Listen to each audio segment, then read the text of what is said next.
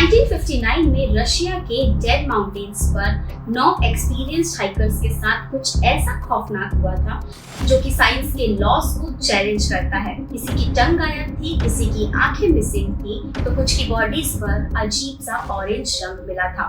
लेकिन सबसे ज्यादा मिस्टीरियस बात कि उन सभी के क्लोथ्स पर हाई लेवल ऑफ रेडिएशन मिला। डेथ ऑफ पास इंसिडेंट एक ऐसी मिस्ट्री जिसमें 9 हाइकर्स की 9 अलग अलग तरीकों से मौत हुई थी। लेकिन सवाल सिर्फ एक था, आखिर ये किया किसने? क्या ये कोई सीक्रेट मिलिट्री टेस्ट था या कुछ सुपरनैचुरल? इस वीडियो में हम आज दुनिया की सबसे बड़ी अनसॉल्व्ड ओल्ड मिस्ट्री को डिकोड करेंगे। So watch till the end. बात है जनवरी 1959 की। रशिया के यूरल माउंटेन में 10 दोस्तों का एक ग्रुप ट्रैकिंग पर निकलता है। इनके लीडर का नाम था आइगोर द्यातलव, जिसे पहाड़ों की अच्छी समझ थी। ये कोई अनजान लोग नहीं थे, सबके सब प्रो हाइकर्स थे, प्रॉपर्ली ट्रेन्ड थे। उनका पूरा प्लान रेडी था और सब कुछ एकदम नॉर्मल और मजे में चल रहा था। लेकिन रास्ते में एक दोस्त की तबीयत खराब हो जाती है और उसे वहीं से वापस लौटना पड़ता है। किस्मत देखिए, वही एक अकेला इंसान था जो इस ग्रुप से जिंदा बचा था, क्योंकि बाकी के 9 दोस्तों के लिए तो ये जर्नी बहुत ज्यादा पेनफुल और हॉरिफिक होने वाली थी। 1 फरवरी की रात को उन्होंने एक स्लोप पर अपना टेंट लगाया। उन्होंने सोचा कि वो सब रात यही बिताएंगे और अगले दिन चढ़ाई पूरी करेंगे, पर वो ये नहीं जानते थे कि ये उनका आखिरी कैंप होने वाला था। जब ये लोग काफी दिनों तक वापस नहीं आए तो रेस्क्यू टीम उन्हें ढूंढने निकली थी।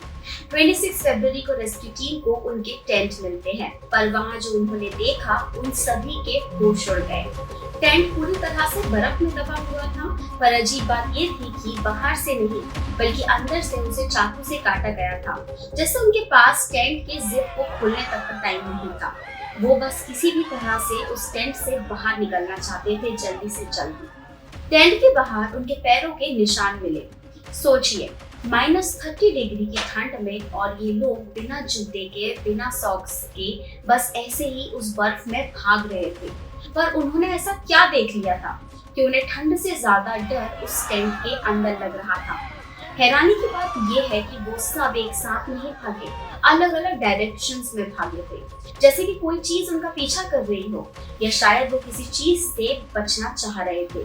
पैरों के निशान टेंट से दूर जंगल की तरफ जा रहे थे, पर कुछ ही दूरी पर वो निशान अचानक कहीं गायब हो गए। थोड़ी ही दूर रेस्क्यू टीम को एक बड़े से पेड़ के नीचे 2 लाशें मिलती हैं, जो सिर्फ और सिर्फ पतले कपड़ों में ढकी हुई थी। उनकी लाशों के पास बॉनफायर के निशान भी मिलते हैं, लेकिन ये तो बस शुरुआत थी।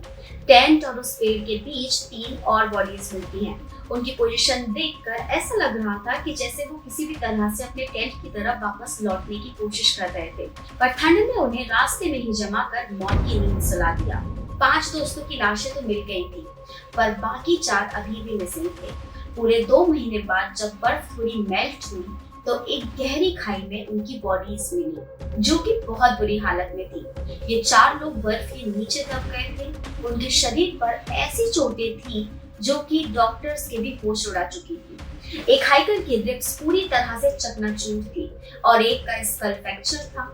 डॉक्टर ने कहा कि इतनी चोट तभी लग सकती है जब किसी ने उन पर बहुत प्रेशर डाला हो, जैसे कि हाई स्पीड कार किसी इंसान को टक्कर मारती है, उतना प्रेशर। पोस्टमार्टम रिपोर्ट में रिवील हुआ कि एक फीमेल हाइकर की तो टंग ही गायब थी। बाद में ये कहा गया कि शायद मौत के बाद किसी जानवर ने उससे खा लिया होगा। लेकिन सबसे ज्यादा क्रेजी बात, उनके कुछ कपड़ों पर रेडिएशन मिला था। लेकिन क्वेश्चन ये था कि उस सुनसान पहाड़ पर रेडिएशन कहां से आया? और सबसे बड़ा ट्विस्ट, टेंट के अंदर कोई लड़ाई झगड़े या स्ट्रगल के निशान नहीं मिले थे। सबका सामान, पैसे और जूते वहीं सेफ पड़े हुए थे। इसका मतलब मौत टेंट के अंदर नहीं, उनके पीछे बाहर से आई थी। डेथ ऑफ पास में सब कुछ अजीब था, पर कुछ सवाल ऐसे हैं जिन पर कोई भी यकीन नहीं कर पाया।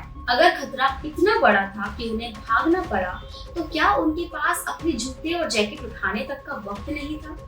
दूसरा सवाल, टेंट में जिप वाला रास्ता भी बिल्कुल सही था, जो कि इजी था, पर उन्होंने उसे खोलने के बजाय टेंट को चाकू से काटने की जल्दबाजी आखिर क्यों की?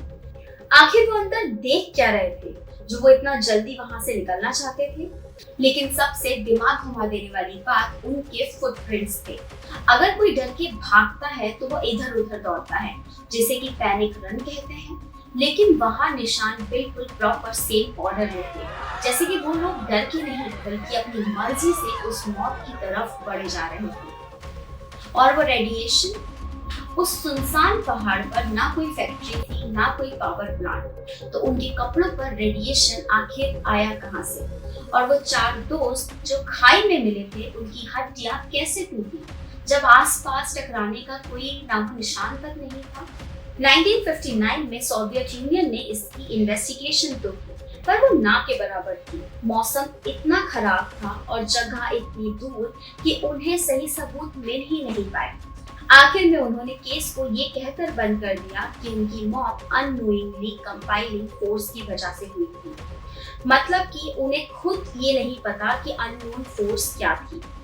सालों बाद इस केस को फिर से खोला गया और मॉडर्न टेक्नोलॉजी की हेल्प से ये पता लगाया गया कि मौसम की वजह से एक ऐसी इमरजेंसी बनी होगी जिसे वो लोग समझ ही नहीं पाए। लेकिन ये सिर्फ पॉसिबिलिटीज हैं, कोई फाइनल आंसर नहीं। देतलव पास आज भी दुनिया की सबसे बड़ी मिस्ट्री है। क्या वो कोई बर्फीला तूफान था जिसने 9 लोगों को एक साथ अपनी चपेट में ले लिया? जवाब शायद उन 9 दोस्तों के साथ उसी बर्फ में दफन हो गया। आपको क्या लगता है, क्या एक बर्फ का तूफान लोगों की जीभ गायब कर सकता है, उन्हें रेडिएशन दे सकता है या उनकी हड्डियां तोड़ सकता है? कमेंट्स में जरूर बताएं अपने थॉट्स। और ऐसी वीडियोस आपको देखना पसंद है तो हमारे चैनल को सब्सक्राइब करना ना